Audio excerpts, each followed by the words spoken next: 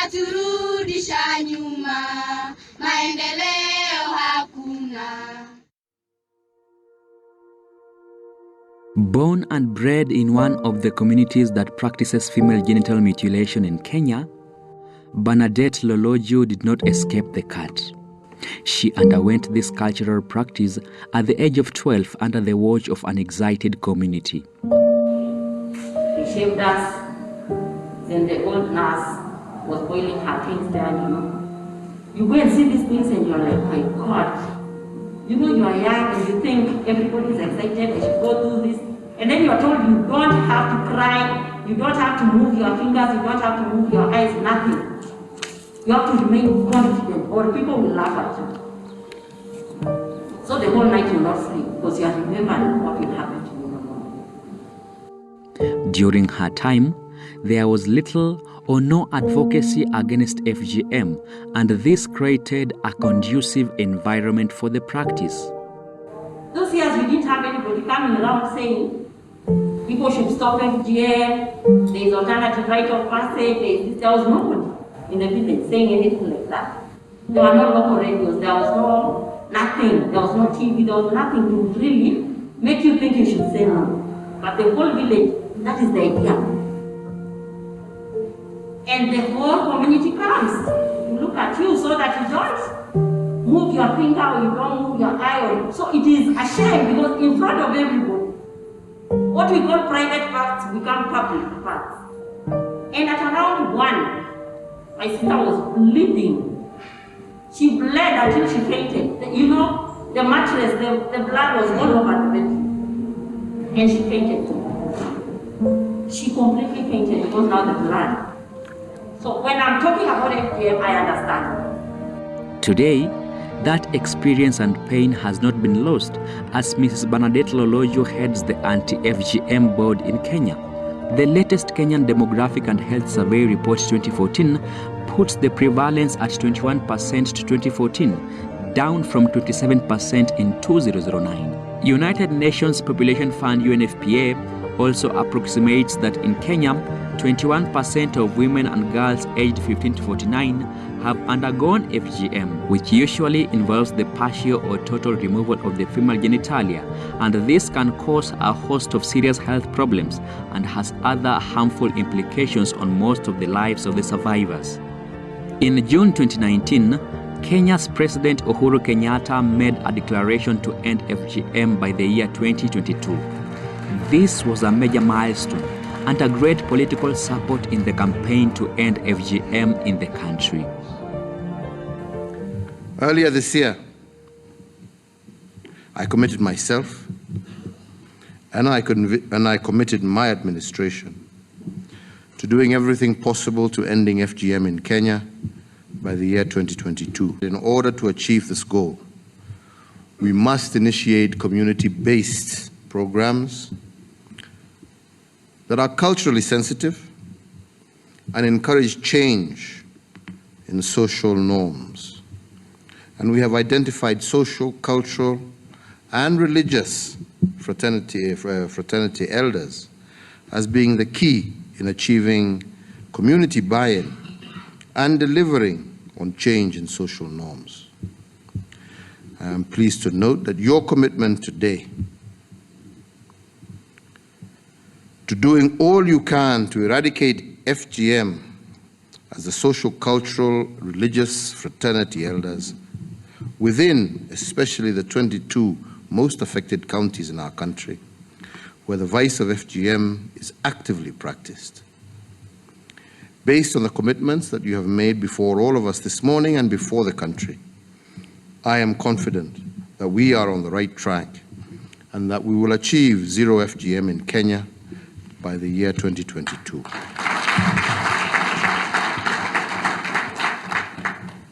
The President reaffirmed his commitment to end FGM by 2022 on the 8th of November 2019 at the High-Level Elders Forum at State House. The event convened cultural and religious leaders from communities with high rates of FGM. It was a milestone in the fight against FGM as the leaders signed commitments to support the President's vision.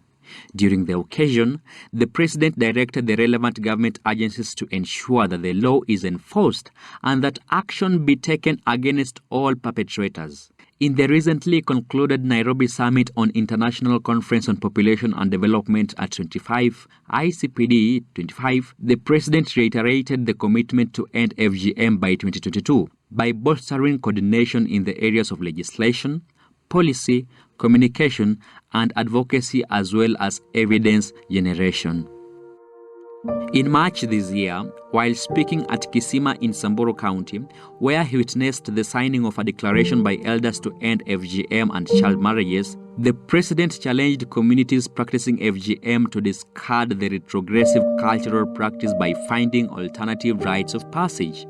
The Association of Media Women in Kenya, AMWIC, is one of the organizations that has been working to promote the abandonment of the practice by specifically using media and communications. My name is Maslin Nyambala. I work for Association of Media Women in Kenya, an organization that promotes a gender-responsive society that is responsive to women's rights, human rights, as well as equitable development.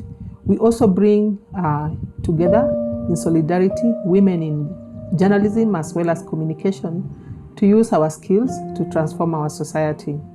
Currently, under this program, we've been working in Migori, and we are partnering also just with all the partners around that region, just to see if we can document the journeys that we are having, especially in the context of the pronouncement that the President that by 2022 we should have eliminated FGM. We need to reach these people and convince them of that the practice is not necessary and they need to take the choice of abandoning the FGM. So government, non-profit organizations, all the work on gender, media people, we need a huge partnership and collaboration and really sustained resources. And that is time, knowledge, efforts that will enable us begin to see. So that even if we don't completely eliminate, but by 2022, we really need to have reduced the prevalence to a really low rate. In 2015, AMWIC trained radio journalists from Kenya, Uganda, and Tanzania on the production and packaging of audio documentaries for use in promoting abandonment of FGM through advocacy in FM stations. The organization has also implemented school-based programs targeting parents, students, and teachers. The efforts yielded dramas, songs, and essays that have since been used for the sensitization.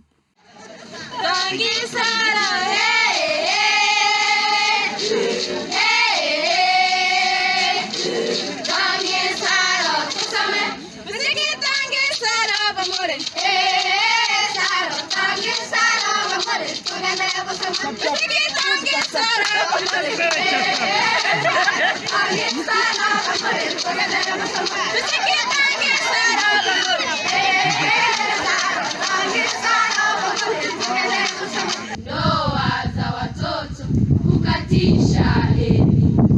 Ndoa za watoto huleta ufukara. Faraja ya wote tuache ndoa za mapema.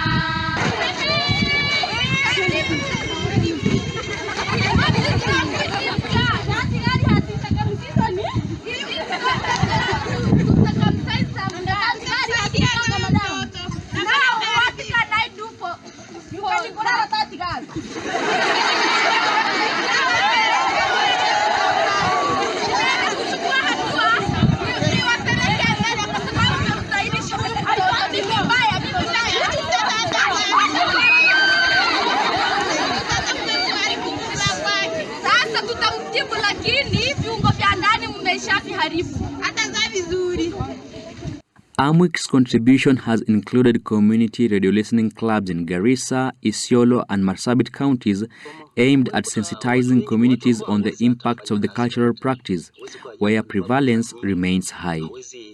Kuria is one of the communities in which prevalence remains high. In 2020, AMWEC, in partnership with World Vision and UNFPA, sought to interrogate negative norms among the queer community through training and sensitization programs. The project's goal was to increase advocacy efforts to mitigate the incidence of FGM during the COVID-19 period. The campaign coincided with the 2020's International Day of Zero Tolerance on FGM. Msichana Kuria Empowerment is also a grassroots-based organization that actively works to end female genital mutilation, as the executive director Natalia Roby explains. I work with girls to make sure that girls have an agency, they understand that what is happening to them is a violation, and also partner with the community, because we also understand that girls don't live in isolation, but they work with the community. And through that, we're able to prevent cases of female genital mutilation and also protect those who are at risk. Over the years, we have seen a more sustainable change by putting girls at the center. By this, we mean is that girls are able to make a decision over and over again to remain uncut, as opposed to the community making the decision for them, because we know that FGM is a social norm, and it is structured in a way that it is the girls are the ones who end up getting cut.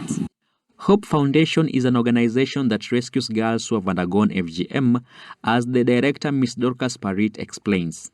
Tunafanya kuokoa watoto kutoka kwa FGM na child marriage. Pia tunafanya na kijiji yetu ya Kajiado huko Loitoktok awareness ya kukomesha ukeketaji ya wasichana, kwa sababu imekuwa changamoto sana tangu miaka mingi sana, bado hiyo practice inaendelea ya FGM. Ndio tumekuja mstari wa mbele kusema FGM ni wakati sasa iishe. Hata president wetu alisema ya kwamba by 2022 FGM iishe, na hata sisi huko tuko vijijini huko grassroots tumekaa sana, na tunafanya kazi na machief, tunafanya kazi na nyumba kumi, na pia viongozi wa huko kwetu tunaweza kufanya nao, na tunahakikisha saa hizi kuhakikisha hii FGM imeisha kwa vijiji zetu na pia kwa kaunti yetu ya Kajiado County. Kajiado County ni Kajiado ya kwanza kuweka policy ya FGM policy, na hiyo ni hatua kubwa sana yenye iliweza kufanyika kwa Kajiado County. So kama shirika ya Go Beyond na partnership ya Equality Now wameweza kutusaidia sana, na tukaweza kufika mahali tumefika, na kwa sasa tumefika mahali pazuri na tunashukuru Mungu. Na pia tungependa kuambia watu wetu wa community yetu ya nzima ya Kajiado County na pia Kenya mzima, ni wakati sasa hii FGM iweze kuisha.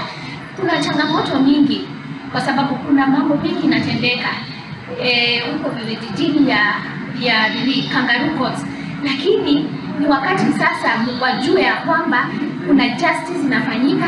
Na pia nataka kushukuru koti zetu za Kenya, especially ya Loitoktok, inatusaidia sana kwa sababu kesi za watoto wameka ya kwanza na wameweza kutusaidia. Hata wakati huu saizi wanakuja kwa seta kuweza kufanya kesi za watoto, justice ifanyike kwa watoto wanafanyiwa FGM. Hiyo ni hatua kubwa sana imefanyika kama kutoka Kajiado County na kijiji chetu cha Loitoktok. So sasa wakati huu hata kama kuna hizo changamoto tunazipata vijijini, lakini naamini ya kwamba by 2022 itaisha. Local duty bearers have also been aggressive in sensitizing the community on the need to end the cultural practice, as Mabera chief explains. Kama utapatiana kipande chako cha shamba, nyumba yako, sawa sawa, ama pahali pa biashara, ama hospitali yako itumike kama pahali pa kufanyia tohara, una hatia.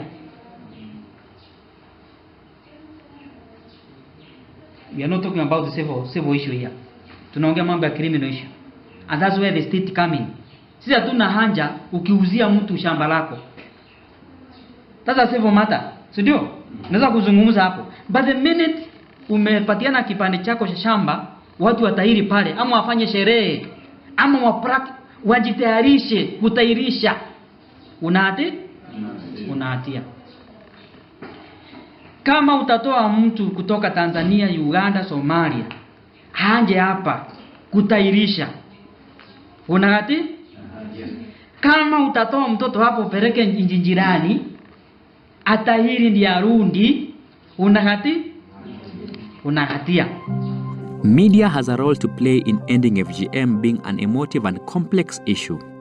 To strengthen the role of media in March this year, AMWIC partnered with Equality Now and the Anti-FGM Board to launch a media toolkit for journalists to help them in reporting FGM. The tool provides guidelines on how to report on FGM in a gender-sensitive, accurate, and constructive manner. Equally important is that no harm is done. Numerous international and national policy statements have called for an end to FGM, which has been recognized as a violation of girls' and women's human rights and an obstacle to gender equality. Program planners have implemented countless interventions to educate and empower communities to abandon the practice. The United Nations Population Fund has been working in Kenya over several country programs, and in 2008 we started with the assistance of the UNICEF-UNFPA joint program to end FGM, to support the government of Kenya in putting in place programs and interventions aimed at totally eliminating FGM. We were part of the processes that resulted in the enactment of the FGM Prohibition Act of 2011, which subsequently gave birth to the establishment of the Anti-FGM Board in 2013. And since then, we have continued to support the government, civil society, the range of stakeholders in addressing policy issues as they relate to ending FGM, providing strategic guidance and strengthening the evidence base so that policy, programs, and interventions are driven by evidence. We've continued as well to support community-based organizations, strengthen the capacity of community themselves to understand the issues of FGM, given the fact that they are deeply rooted in culture, understand the impact on the lives of women and girls and their families, so that communities can themselves take ownership for the program and begin to facilitate the desired changes. We've continued to look at ways working with young minds to explore information technology, to look at ways of deploying innovation to aid the end of FGM.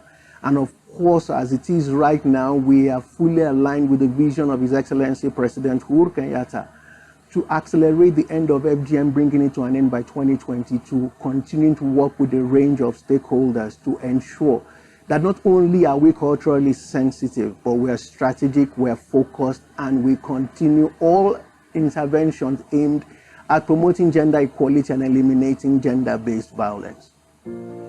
Since the onset of the COVID-19 pandemic, it had thrown up several challenges. One, it had limited the capacity of response systems to respond to gender-based violence within communities, particularly following lockdowns. And so we've had to, first of all, explore innovation, looking at ways by exploring technology to ensure we can reach into communities and communities can report to duty bearers.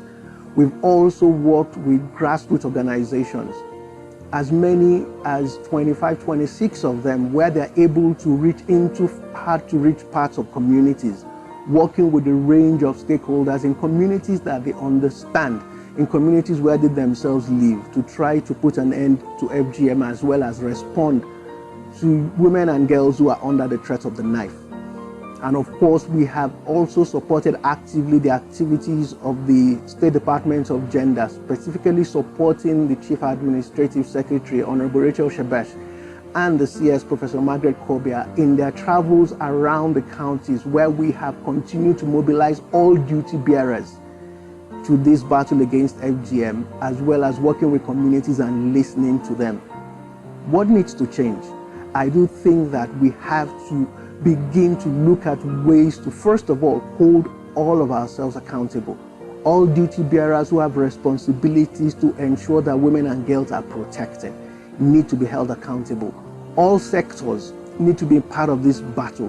The battle to end FGM is not just about ending FGM alone. It's an indication of the level with which society, or the level at which society has placed women and girls. So all efforts aimed at promoting gender equality will contribute positively to ending FGM. The response has to be multi-sectoral.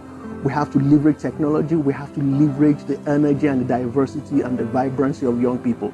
And that's why the UNFPA has also continued to work in establishing, in collaboration with the Anti-FGM Board, the Youth Anti-FGM Youth Network in Kenya, which has been launched in Samburu, in Isiolo, in quite a number of counties. And we do hope that all the hotspot counties will have vibrant young people who will be part of that struggle, part of that commitment that will be the generation that will see the end of FGM. Thank you. The country now remains optimistic that come 2022, no more girls will face FGM, and that it will be the end or the beginning of the end of decades of an old age culture.